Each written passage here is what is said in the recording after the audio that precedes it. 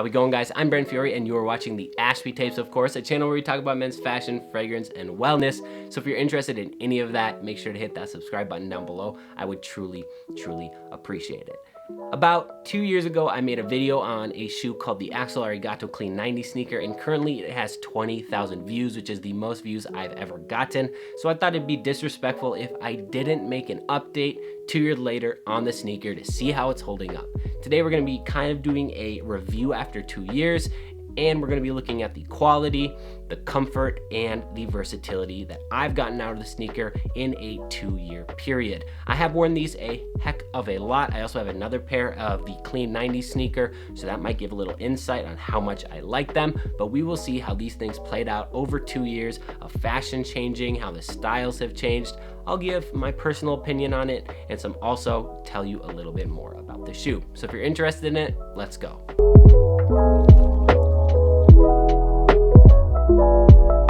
Now let me tell you a little bit about the Axel Arigato Clean 90s sneaker in this beautiful orange and black colorway. This is currently still on the website in the exact same configuration 2 years later for a retail price of $235. For sizing on this shoe, I recommend you go down half a size from your normal Nike or Adidas sizing. Some of the style details, these are handcrafted in Portugal, made out of 100% leather, including the lining. The rubber soles incorporate 20% recycled rubber. The rubber cup sole measures 1.18 inch. The sole has been stitched and glued for durability. It has a removable cushion footbed for everyday use. It is completely cemented to ensure the original shape is kept. It also has a logo in a gold foiling here. It's got a couple numbers right there that I still don't know what it means. It comes in a really cool box with a pair of chopsticks, and you get a nice polyester dust bag with it, although honestly it's a little too light for my use, so I don't really tend to use that one. I'll stick to my Koio ones. My grade for these is going to be based on 2 other brands of 90s sneakers that I already own, a couple that I've had for longer than this and a couple that I've had for not as long as this, and that includes a pair of Common Project Achilles lows, which I have 3 pair of, and 2 Koio Capris, both amazing, solid, monochromatic, and the Common Project I have in a suede and a leather variation, so that is where my standard is set. The quality of this shoe has actually genuinely surprised me. Although it does have its downfalls, overall I would give this quality an 8 out of 10. Why not a 10 out of 10? As you can see on the shoe, there is some creasing bad going on down there, along with some paint cracking and a couple different variations of that on either shoe.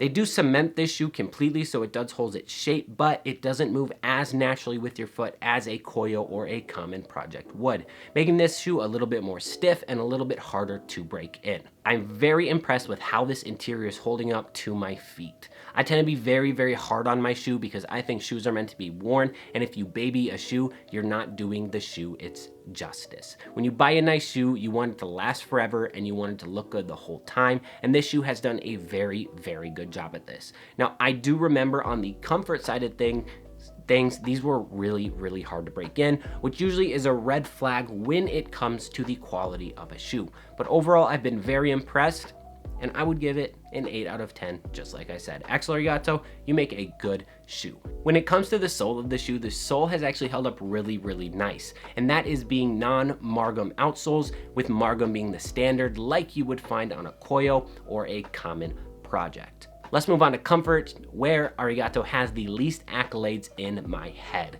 Now, this is a non-margum bottom, so these are not that standard of a Koio or a Common Project, so the comfort did dip a little. Also, again, with a cemented, glued, and stitched sole, we do have a little discomfort when it comes to breaking these in. I remember one day my foot actually bled while I was wearing these, I kid you not. So comfort, I'm gonna give a 5 out of 10 for the overall comfort of the shoe long term.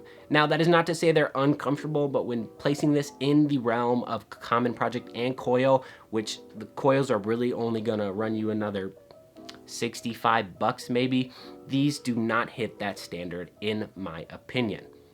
But for your first clean 90s sneaker, that or your first kind of minimalistic sneaker, I don't think you will hate these, especially if you're coming from the sneaker world. Once they're broken in, they are bearable to wear, and there's not a lot of discomfort throughout the day. The lack of support in this kind of bothers me. I wish the leather interior was a little bit more plush and cushioned towards the bottom, and since there's not a lot of arch support, the support really isn't the best when it comes to shoes. But then again, what do you expect out of a completely flat, clean 90s sneaker? Versatility is something I find to be very important in a couple years after you've bought a shoe. And how versatile has the Axel or Arigato been for me? Unfortunately, not that versatile. It has kind of hit the back burner in my collection and has become more of a beater casual shoe. Before this shoot, these were beat to shreds. All I did was use some Jason Mark foaming cleaner, gave a little scrub-a-dub-dub, and then I used some Saphir neutral Medal d'Or and a horse hairbrush. Oh, say that 10 times fast. And they look brand spanking new on camera.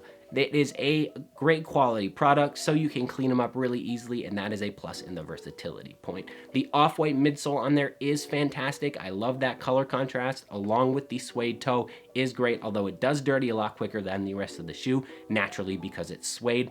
A couple things I would change if I could on this shoe. I would get rid of the heel tab in orange, go for more like a burgundy or a green, and I would get rid of the lettering here and the lettering here, and I would opt for maybe a shoe with less branding, like a Koio or a Common Project. If you're just getting into these and you like to wear a little bit more color, the Arigato is a great shoe, although I would not pay retail for them. Wait for them to go on sale at places like your local Nordstrom or Nordstrom.com, and you can find them for great prices almost year round.